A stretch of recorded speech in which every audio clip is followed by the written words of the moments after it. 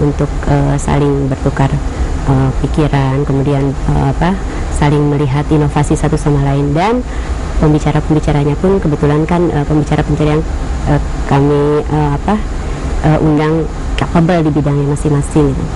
Itu animo masyarakat sebenarnya sangat besar.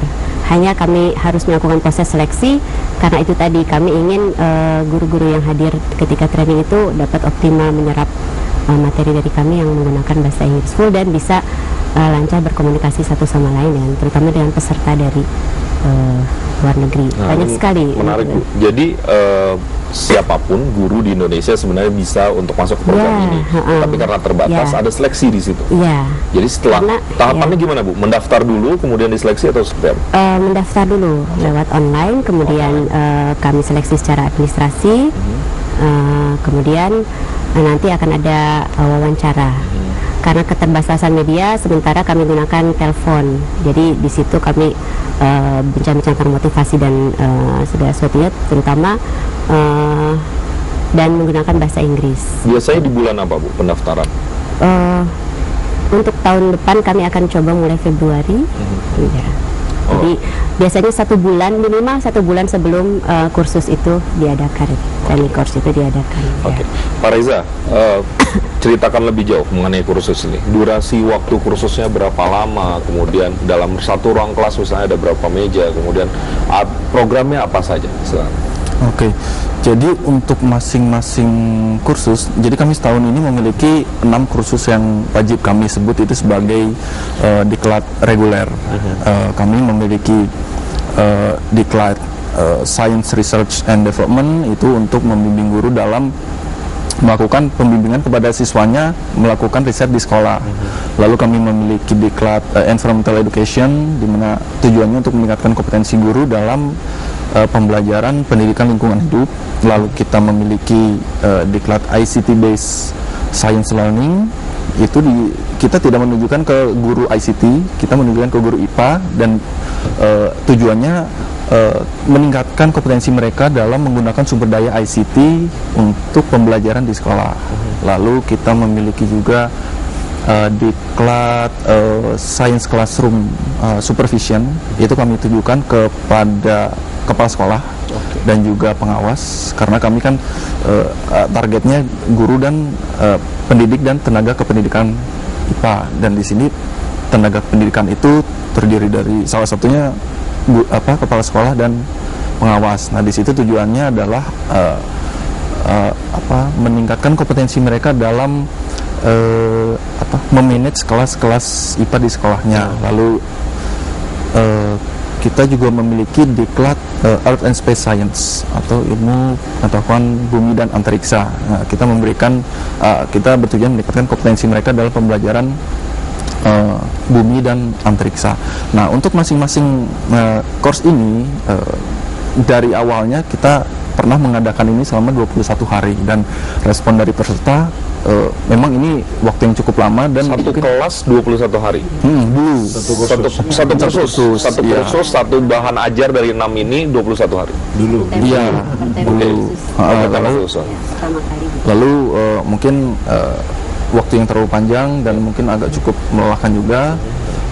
Di tahun berikutnya di 2010 kami coba ke 7 hari, namun ternyata itu cukup pendek, terlalu cepat. Nah, lalu pada tahun 2011 kami mulai ini 10 hari, sehingga mereka kami pikir ada waktu luang untuk menikmati kota Bandung, berinteraksi sesama mereka, seperti itu. Itu satu orang peserta itu atau satu orang guru itu bisa mengasup 6 program tersebut, atau salah satunya, atau bagaimana biasanya? Jadi kebijakan dari kami itu jika seorang peserta telah mengikuti salah satu diklat kami, mereka sudah tidak berhak lagi untuk mengikuti diklat yang lain, karena kami beranggapan bahwa terdapat banyak sekali guru di luar sana yang juga ingin mendapatkan kesempatan ini. Maka dari itu kami membatasi hanya 1 kali saja guru yang dapat mengikuti program diklat di tempat kami. Satu guru satu tema berarti? Iya. Satu guru satu tema. Iya. Oke. Prof, ini kan menarik nih Prof. Dan saya nggak tahu, mungkin di Indonesia nggak banyak lembaga yang seperti ini, sebuah center yang concernnya ke sini, kemudian manfaatnya sesungguhnya banyak dan yang lain-lain. Kalau saya yakin Prof punya pengalaman juga di luar negeri, bagaimana kita mengembangkan sehingga lembaga ini kapasitasnya bisa lebih besar, sumber dananya misalnya bisa lebih besar. Mungkin bisa di-sharing juga sejauh ini sumber dana dari kitab ini dari mana gitu Prof? Ya, mungkin saya jawab dari yang terakhir tadi ya. Semeo itu bekerja dengan cara bahwa negara yang meng-host, artinya yang menjadi induk dari organisasi itu bertanggung jawab pada pendanaan. Jadi kita Indonesia itu kita di Indonesia adalah negara besar di ASEAN itu, negara yang paling besar di ASEAN.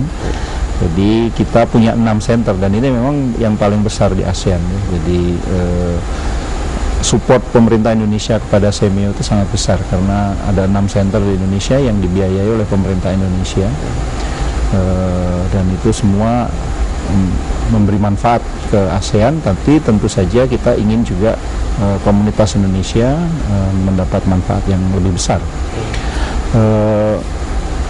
Sebenarnya tidak hanya kami, Mas, yang concern di pendidikan atau peningkatan guru sains itu. Jadi misalnya di Indonesia, pemerintah Indonesia sendiri, Kemendikbud sekarang, Kemendikbud punya organisasi yang disebut dengan P4TK. P4TK itu khusus untuk bidang IPA, ya P4TK IPA.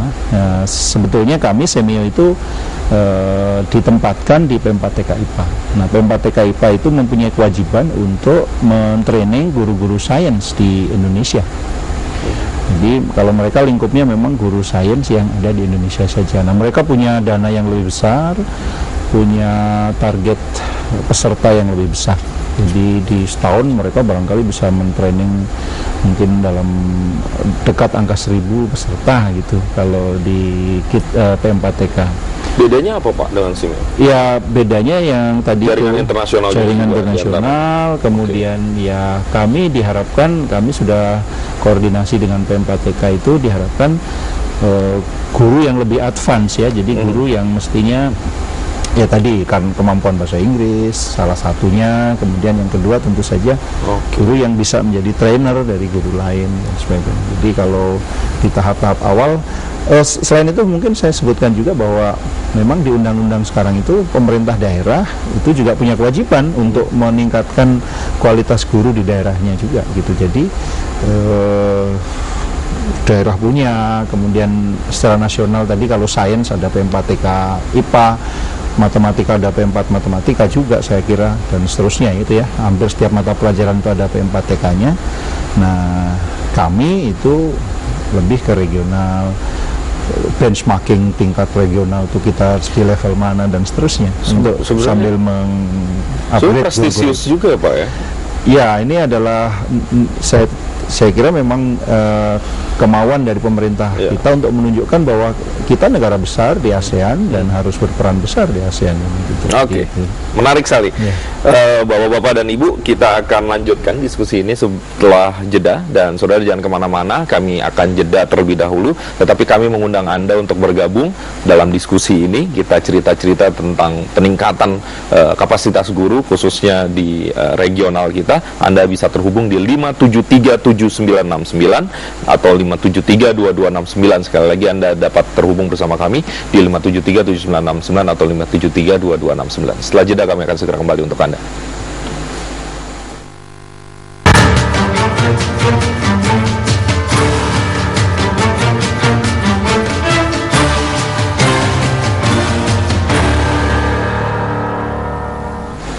Saudara, terima kasih Anda masih bersama kami di Dialog Aktual TVRI. Kami masih berbicara mengenai peningkatan mutu guru IPA oleh Kitab in Science. Dan Anda masih dapat terhubung bersama kami di 5737969 dan 5732269. Dan kami masih lanjutkan diskusi terlebih dahulu sambil menunggu penelpon dari rumah. Pak, tadi kita sudah bicara mengenai kitab ini untuk beberapa hal. Ke depan Pak, apa yang sebenarnya menjadi cita-cita selain misalnya kapasitas? Mungkinkah kualitas dan yang lain menjadi capaian? Tentu. Jadi kita itu divisi kita adalah menjadi pusat unggulan ya. Jadi kalau orang bicara tentang peningkatan guru sains dan tenaga kependidikan sains, itu rujukannya kami, ini cita-cita gitu ya. Jadi kami terus berusaha meningkatkan diri, kapasitas diri kami juga gitu ya.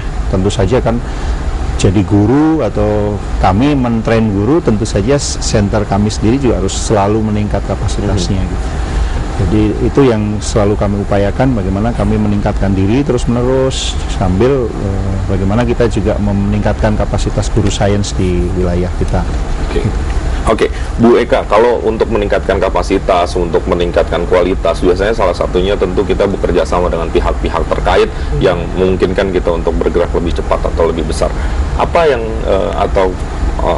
adakah kerjasama dengan instansi terkait, dengan lembaga regional terkait untuk meningkatkan kapasitas ini di masa saat ini dan ke depan? Selama 3 tahun ini, kita Tim Sains itu sudah bekerja sama intensif.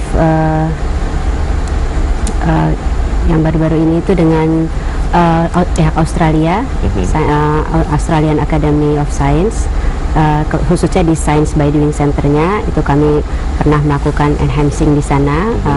3 orang staf dari Kitab In Science selama 12 hari menggali berbagai macam pola, karena center kita ini ingin berpusat pada, maksudnya ingin mengembangkan terutama pembelajaran metode inquiry. Jadi kami mencoba belajar bagaimana menerapkan inquiry di Australia waktu itu. Kemudian kemudian saya harus angkat penelpon dulu karena sudah ada yang telepon. Saya akan lanjutkan nanti ke Bu Eka. Ya, selamat pagi.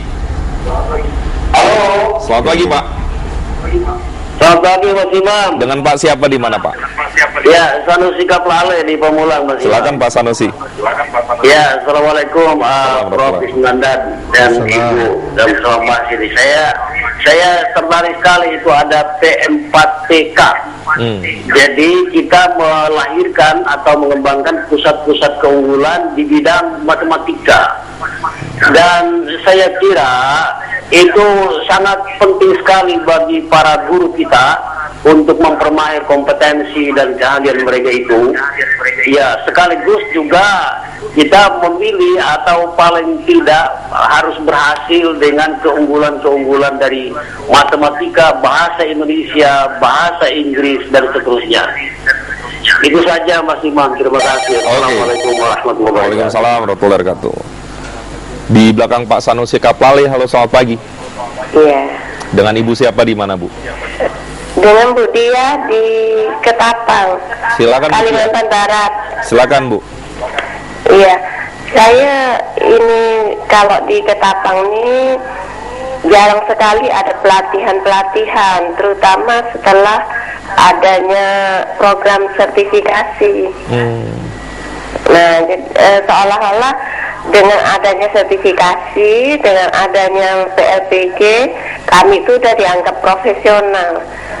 Jadi kira-kira bagaimana kami ini bisa mengikuti pelatihan-pelatihan yang secara langsung tanpa melalui kita harus daftar lagi di daerah, tapi kita langsung ke kemana kita bisa untuk ikut. Bu Tia, ya. Ibu berarti berprofesi sebagai guru di Ketapang? Iya. Iya, pernah mendengar program ini, Kitab? Tidak pernah. Tidak pernah. Oke, kalau tidak pernah, nanti Ibu bisa kunjungi websitenya. Tadi sudah disebut Bu Eka, itu secara langsung ya. Nanti Bu Tia bisa mendaftar, kemudian ujungnya akan diseleksi. Ada pertanyaan lagi, Bu Tia? Saya kira itu aja dulu. Terima kasih, Bu. Iya. Terima kasih, Bu. Selamat pagi. Iya, di belakang Bu Tia dari Ketapang, Kalimantan Barat. Halo, selamat pagi. Halo, selamat pagi. Iya, dengan Ibu siapa di mana, Ibu? Dengan Ibu Adinda dari Bandung. Iya, silakan Ibu Adinda Bandung. Ya, kalau saya kan guru SD, ya, tapi mengajar semua mata pelajaran. kalau untuk pendidikan lingkungan hidup pelatihannya ada nggak di Kitab? Nah, saya harus daftar kemana kalau misalkan saya berminat untuk ikut Kitab ini gitu? Kayaknya apa ya, bisa buat saya mengajarkan anak-anak itu lebih baik lagi gitu. Karena lingkungan hidup baru sangat baru saya pelajari semenjak saya ngajar di SD gitu. Terima kasih. Assalamualaikum. Waalaikumsalam warahmatullahi wabarakatuh.